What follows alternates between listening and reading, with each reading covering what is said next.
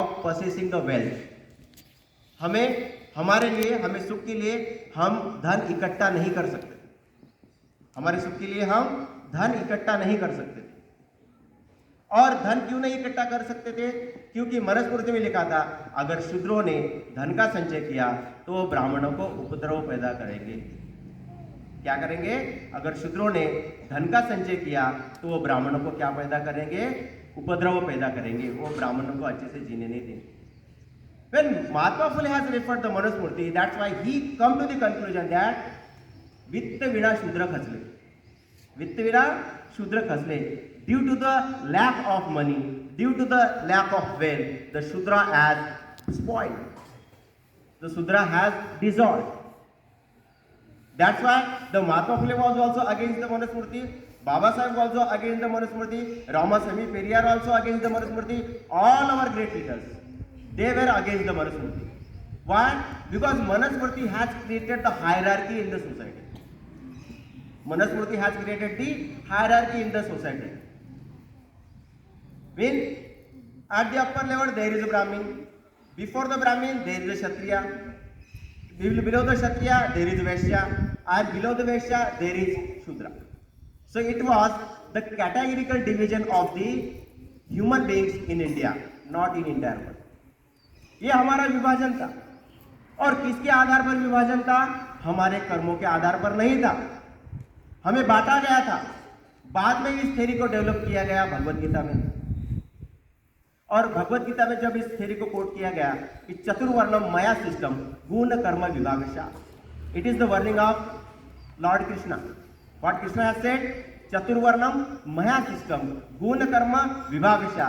जो वर्ण व्यवस्था है वो मैंने की हुई है। कृष्ण क्या कहते हैं भगवत गीता में? जो वर्ण व्यवस्था है वो मैंने की है। और वो किस आधार पर की है? कर्मों के आधार पर की है। जिसका जैसा कर्म होगा उसका वैसा वर्ण होगा। ये तो भगवत गीता में लिखा है, लेकिन मनुस्मृति में और वेदों में अलग लिखा है। तो जब स्मृति वेद इनमें झगड़ा लगा कि वेदों में कुछ कहा गया है अलग, स्मृति में कुछ अलग कहा गया है, श्रुति में अलग कुछ कहा गया है, तो उन्होंने फिर चालाकी की। और चालाकी क्या की? वेद स्मृति सदाचार सच्च प्रियनात्मना। उन्होंने क्या लिखा? वेद स्मृति सदाचार सच्च प्रियनात्मना। कि जब वेद स्मृति और अनेक धर्म ग्रंथों में जब कॉन्फ्लिक्ट होगा, उनमें संघर्ष होगा किसी बात को लेकर, तो हमें एक समझना है कि वो उनमें ही स्वयं पूर्ण है। वो उनमें ही स्वयं पूर्ण है। क्यों? क्योंकि जो स्वयं पूर्ण होता है उसके अस्तित्व पर हम सवाल नहीं खड़ा करते। ये थ्योरी ना कि गीता में है, ना कि मनुस्मृति में है, ये थ्योरी कुरान में भी है, ये थ्योरी भगवत गीता में भी है, ये थ्योरी बाइबल में भी है। When the person raised the question against the existence of God, he is being considered as a devil, as far as the Bible is concerned. जो इंसान भगवान के अस्तित्व के बारे में सवाल खड़ा करता है वो इंसान शैतान होता है। कौन होता है? शैतान। In Bible he is being called devil. What the Quran says? The person who raised the questions against the existence of Allah, he is a shaitan. जो इंसान अल्लाह के अस्तित्व के बारे में सवाल खड़ा करता है वो इंसान शैतान होता है। What the Buddha has said? Buddha has propagated the new theory. What is that new theory? That Buddha says that there is no one who can govern this entire world. दुनिया में ऐसा कोई नहीं है कि जो इस दुनिया को चला सकता है। तो कौन चला सकता है? बुद्ध ने कहा अत्थाई अत्थाणो नातो अत्थाई अत्थो गति। हम ही है। कौन है? हम ही है। हम ही हमारे स्वामी हैं और हम ही हमारे नाते।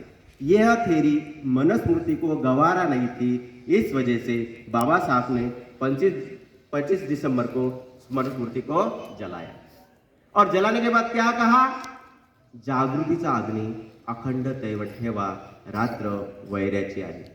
It is the wording of Baba Saheb. जागृतीचा अग्नि अखंड दैवत ठेवा. So that's why though the yesterday has taken place, nevertheless we are giving the information today. Why? It is the order, it is the command, it is the request, or it is the suggestion of the Baba Sahib to our people that जागृतीचा अग्नि अखंड दैवत ठेवा. जागृतीचा अग्नी विझला नाही पाहिजे. का? कारण आपण जर आपला इतिहास विसरलो तर आपण आपला इतिहास घडवू शकणार नाही. म्हणून आपला इतिहास आपल्याला घडवण्यासाठी आपल्याला आपला इतिहास माहीत पाहिजे. मनुस्मृतीने किती अधिकार घेतले होते आपल्याकडून? सांगा कोणकोणते?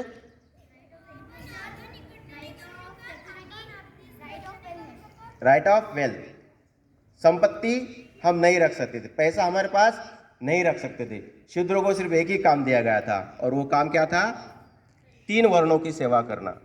और बाबा साहब ने इसको अच्छी तरह से स्टडी किया और स्टडी करने के बाद हम सभी लोगों को उसमें से बाहर निकाला और आज हम देख रहे हैं कि हम ब्लेजर में स्कूल में आ रहे हैं. वरना हम स्कूल के बाहर खड़े होने की भी हमारी औकात नहीं थी.